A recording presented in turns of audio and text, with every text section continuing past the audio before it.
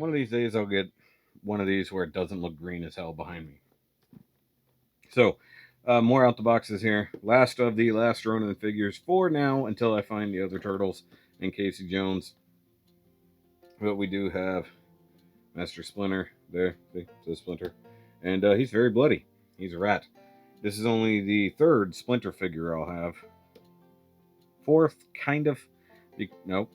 Fifth, because I have the other up there. I got the Universal Monsters Splinter up there. So that's different. So technically two different live action Splinters, even though they're essentially the exact same figure. The Little Tiny Comics version of Splinter, and then this one.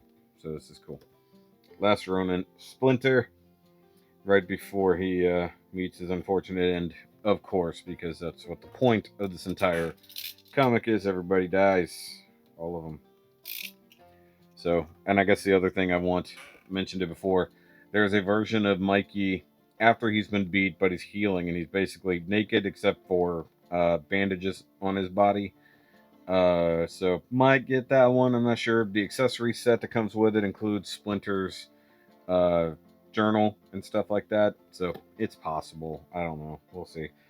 It does feel strange to have a just totally naked Ninja Turtle, although effectively they were always naked. Why they started wearing clothes later on, I have no idea, other than to look cool. So once again, I'm going to get the Donatello figure that we do get teased right there. I'll be on the lookout. Considering the prices on these figures has reached I think $38 now, where they were like $30 just a little while ago. You know, especially for smaller figures like Splinter here. Whoa, that is a ridiculous tail. Holy crap. Okay. So first time opening up, actually looking at the figure, and in this case, the heck? It's like some paint on the box. Interesting. I ordered these from Neca directly. Actually, now that I recall, I ordered both Leonardo and Splinter directly from the Neca store, which you can do. You can also pre-order stuff effectively through them if you don't feel like going through BBTS, Target, whatever. I think some of these are even available at Walmart. I can't remember where the line gets drawn. I think the movie line specifically comes through Walmart, whereas the comic book lines you can get at Target and whatnot. So without further ado, well, actually, no, with some ado here. So we do have to pull out the Bible here, you know, and find Splinter's death. If I was smart, I would have looked ahead. I know where it happens in the comics. I just don't remember the section where it specifically happened. So I have to find that. Skip ahead to when I found this. Okay, so there's Leo. Leo died there. And still jumping ahead. I'm finding it. Have you jumped ahead yet, me? Okay, so here we go. Alright, so Splinter and Donatello went all the way to Japan. I think Mikey might have gone with them, I don't recall. And they were supposed to meet up with the rest of their clan to basically continue the war. And they end up getting ambushed by the Foot in Japan. Fuck. Which is actually pretty crazy. And I think it was when Hiroto was still pretty young. It'd be interesting to get these Foot Clan members with the bucket heads, like this, like there. That'd be an interesting figure to get. Also, I've never opened this book since I bought it, which is funny. Okay, so Donnie, Splinter, basically just shredding people, and hell, even Donatello picking up. Oh, it's not him picking up a sword. He's holding a sword at him. Donnie ends up with a buttload of arrows in him. Splinter nearly kills Hiroto. Okay. And then I think effectively they end up just completely arrowed to death. I thought there was an actual cool death shot of them. I think on the cover of the comic it has that, which let me go to the back. Usually on these things they have the covers. Okay, there's some weird ones. Yes, this. So that was a pretty stark moment. So I read these as they individually came out, and then I bought the big collection, and then I have the Lost Years book as well, and the second run or the second sequel to it, I guess, hasn't come out yet, all the way for hardcover purposes. So that's it. Figure. We're supposed to look at the figure, right? That's what we're here for. But comic book educations, right? Okay. So there is our Splinter Boy. I'm going to brighten this up for a minute. And yes, ignore Raph's weaponry off to the side there. Can't help that. It is what it is, but here he is on the inside for you guys to see. And there's the, let's see if I can capture it here without getting in the light. There's like a paint mark right there. So, very stoic, big rat guy.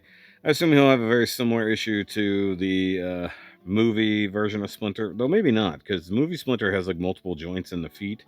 May not be an issue here. Although, Splinter looks to be coming with a spare forearm instead of just swapping hands. Huh, interesting. Two spare forearms. And I'll tell you what, if there's anything I don't watch reviews on, like I'll watch some Transformers reviews, especially if it's friends of mine who are doing it. But like action figures like this, I do not. I don't think I ever have truly bothered to watch other reviews of these. All right, so we got all our weapons. I'll have to figure out what's going on with these hands. It looks like we swap out the entire forearm instead of just swapping hands. Wonder if that's on purpose for some specific reason. So there we go. I mean, obviously it's for a reason. That was a very dumb statement. Okay, so we have a sheath here. Looks like a banana. His very skinny katana here. That looks pretty cool. I'm just going to sheath that for protective purposes. And here's one of his forearms. I gotta wonder. Are they just more tattered? Is that what's going on? And this says L2? Yeah, that's his left hand. It's on the right side of the packaging, but that's his left hand. Okay, I gotta clean up all this crap for tomorrow before Jeff comes over. So I'm filming all this stuff on a Monday. And Jeff, we're recording on Tuesday for the podcast, so I have to clean this up tonight. All right, so it's definitely a right forearm. Looks tattered is really what I'm seeing there. So right 2. And then his cane, or staff, however you want to call it. Kind of like that. Looks like a big old toothpick. I dig it. I dig it a lot. And then we get into all his dozen hand here. Make sure I knock all those out. Those are like woman-sized hands. I don't mean that by, I mean female figures. Like literally, like of the female characters, they all kind of have hands roughly that size. You know, whether that's April or Kurai or April or April or April. I got a bunch of Aprils. And I think, oh, something I'm very happy about, guys. I don't know if I can put it on the screen here in the edit, but Neca finally announced a figure I've been talking about since the beginning, which will basically end my movie collection. They finally have a Tatsu figure coming. Though he's Tatsu from the first movie, so that means we gotta wait for a Tatsu from the second movie. But I'm excited. I've wanted a Tatsu figure because he's like one of the coolest human characters in the whole thing. He's this badass guy who's on, you know, basically Shredder's number 2. You know, and he's got to train all the foot idiots. So that should be pretty cool. Can't wait to have a Tatsu in my collection. Build out the Foot Clan headquarters, as it were. Wow, that came out of that box so easy. Okay.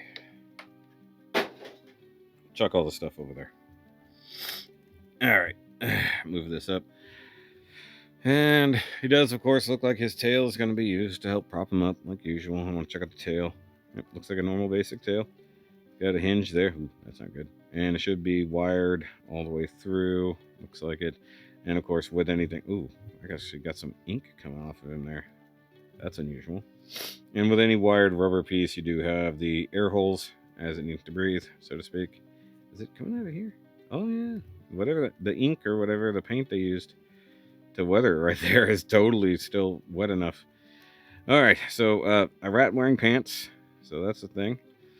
So single jointed knees. I always start with the legs for some reason. So single jointed knees, which can rotate inside the leg there. Oh no, I was wrong. He does. He is actually still articulated like the other Splinter. So he has a low ankle joint and then an upper ankle joint. So you can do a little bit of this number. Though his feet look backwards to me. I don't know why.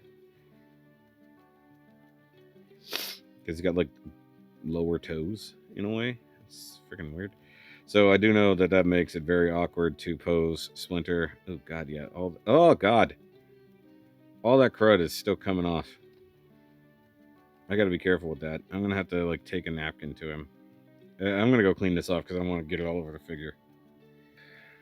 All right, so let's see if I can pull the tail out without getting too ridiculous. Yeah, you can see some really big globs of the paint or ink, whichever way it goes. I mean, like, it is just coming off. Like, it didn't dry at all.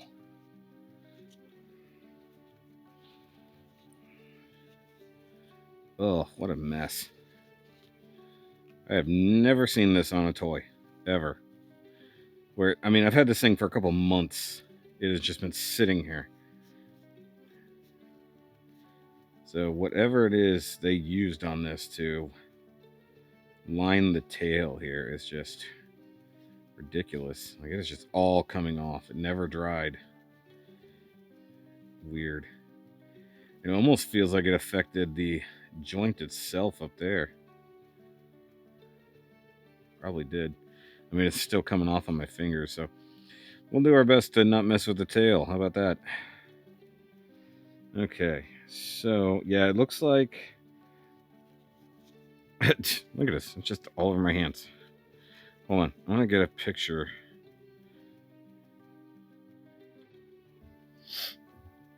Okay, sorry. I have to go take a picture out of the hard way. So I'm just going to be careful where I touch it. I don't want to get anything on here. So we do have his white wrapped hands, brown under clothing, his robes that Splinter tends to wear. I like the nice pattern here. It is pretty good, though. I wish it was a little more weathered.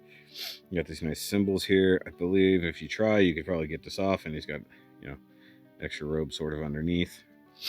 Belt molded on right here, all plugged in together.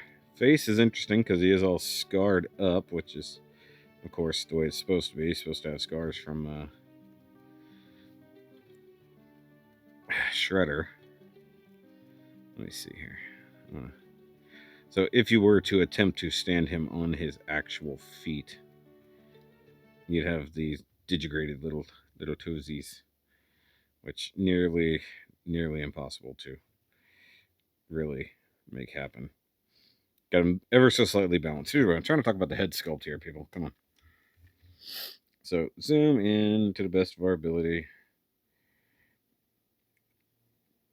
Okay, head sculpt. Black beady eyes. White thing there. Teeth hanging out the front. That seems a little absurd. His mustache whiskers hanging down. Ears. He doesn't have the clipped ear that movie Splinter has, but he has the 3 cuts across the face and then a couple extra there. Does he have any kind of neck motion? Slight. Very slight. Oh crap, I'm touching the tail. Alright, so let me just try to use the tail to balance him. There we go. The tail does help balance, but as soon as you get him in a different spot, I'm sure it'll get wonky. Okay, so once again, let's look at the accessories. We have his sword, which is always good, though I don't know if there's anywhere to put this. I would have expected like across the back or something, but there's literally no holsters, so I guess he has to hold it, which is never fun to just not be able to store an accessory. And of course the cane, as I already talked about, looks really good. They mold wood very well. Also, once again, tattered sleeves. So if you want them pre and post fight, I guess. Let's see, I assume this one is for cane, but I can't prove that it isn't.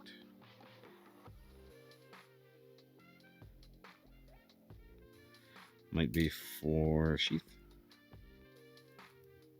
Seems to fit significantly better for the sheath. If I'm honest, okay. And then we've got sword holding. For sure. Right sword holding hand. Because what else is that going to be for? Like that. And then open hand. We got left and right one of them. Left sword holding hand. Oh, hold on. Wait. These are two different holding hands. One's bigger than the other. So one must be for the cane. Same thing here. So I assume that this one is for this, and this is probably for the cane. Because it makes, oh yeah, that fits perfect right there at that angle. So cane holding hand. So the question is, do you want to have him holding the sheath, or do you want to have him holding the cane? Actually, that's a right holding cane holding hand. Okay, hold on, which one's which? Slightly bigger.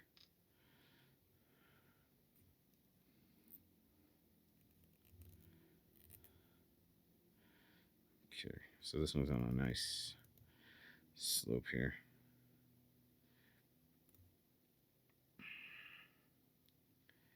Works pretty good, I think. All right, let's give him. Let's try one of these new forearms, shall we? Very carefully. Try out a forearm. That's left. I want right. And presumably you can swap out hands on the forearms too. That was too easy. Kind of scary, if I'm honest. Okay, so we'll go with the tore up sleeve, disheveled right arm. Like that. And you still got the dual. Stab himself right in the face. Elbow right there. And like I said, I want the cane more than I want the walking stick, more than I want the sheath, although we'll see. I don't know. Let's see, go flat-footed on him and then put the cane in. You know, because that's like quintessential for Splinter. He's always got the walking stick. You know, carry a big stick. And technically, I guess if he has a hand for the other bit, that would work.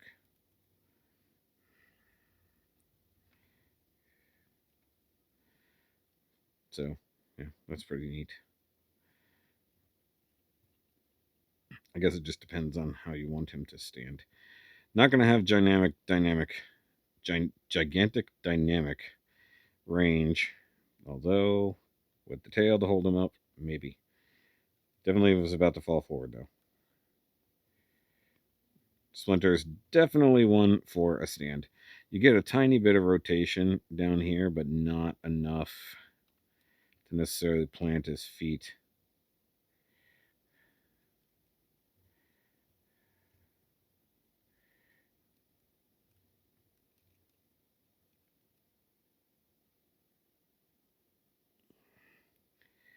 So like I said, I like the walking stick more than the sheath, but sheath has to go somewhere. So maybe I'll just do the thing and just deal with it.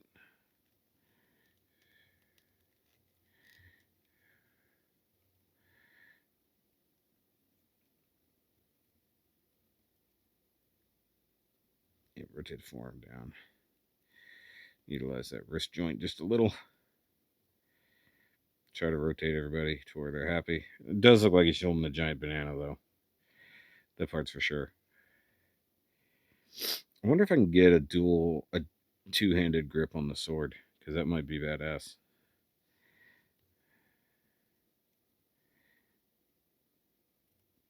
I do feel like he would hold it about to there. Do wish that had somewhere just to mount, because that would be cool. Let's see if I can't get him. Neat pose. All right, I'm calling it there. I'm gonna call it on that one. Can I get this a little more up and like over his ears, just a little bit, like nice dynamic sword holding. like that. He's actually surprisingly stable, considering all the smack talk. Okay, so let's bring in his sons. Ones I have so far. So there's Raph. And then Leo, who's also trying to knock over Death Raphael. Come on. So nice. I like it. So once again, need to get Donatello and Michelangelo from that part, and I will be pretty well happy. I wish that he did have a little more dynamic part to his head, and also wish it wasn't bleeding ink all over my hands. Does he have torso? He's got some torso movement, but not a lot. So either way, Splinter's a badass. I'm glad that at least we get his last hurrah in this. Can I get like an extended outward foot like that? A cool pose. Maybe. Then get his tail down to support him without staining my hands. Also, trying to get him to stand on glass, because that is this black glass piece here, a little difficult because it is super slippery, if we're honest. So tail is down. Perfect. Good enough. All right, that's going to be it for this review, and I'll see you guys later. Also, I think that the torn up sleeves, maybe not worth it. Extra torn up like gi would be cool, or whatever you want to call it. Shoe Show. I don't know what it is. All right, well, I'll see you guys later.